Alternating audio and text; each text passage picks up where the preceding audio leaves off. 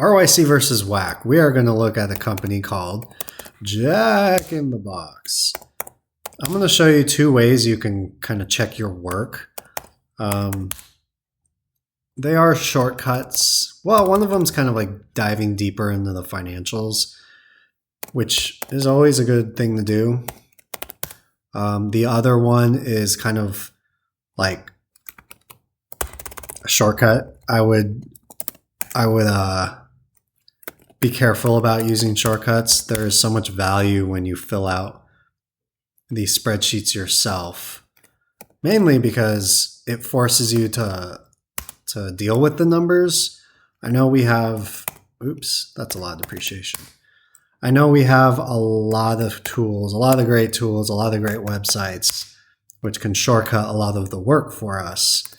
But one of the risks of shortcutting the work is you don't necessarily absorb what you are looking at.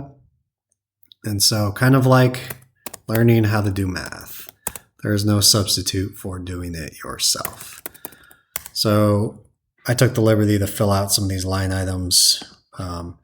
Those are all line items I've added for this particular spreadsheet because they are special line items to Jack in the Box. Trademarks, they put prepaid as its own line item, so I counted for that.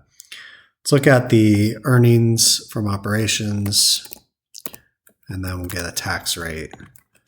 You can see it's pretty flat, so I'm gonna guess, and you can double check. I actually did double check, but we're not gonna do it in the video. The operating margin has been pretty steady, so we're not worrying about adjustments here. So we're at about an 8. So let's compare to the WACC, see what we come up with. Let's do a Jack in the Box ticker, market cap, 820, 700. We'll go back to the balance sheet and get some debt numbers and capital lease liabilities, aka finance lease liabilities. I did not see any, so we are just gonna put the debt. So we got 29,964 plus 724.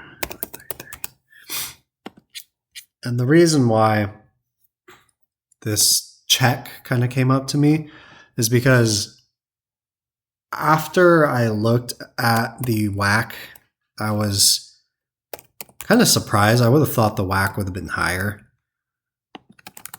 And so that's what made me want to double check this.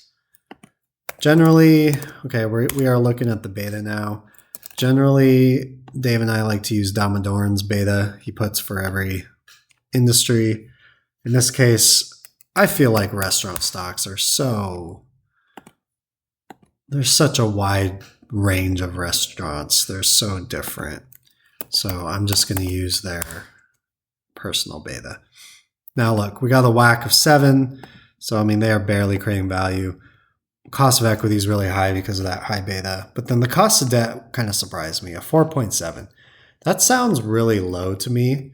And so what we can do is we can go down to the footnotes where they're talking a lot about the debt.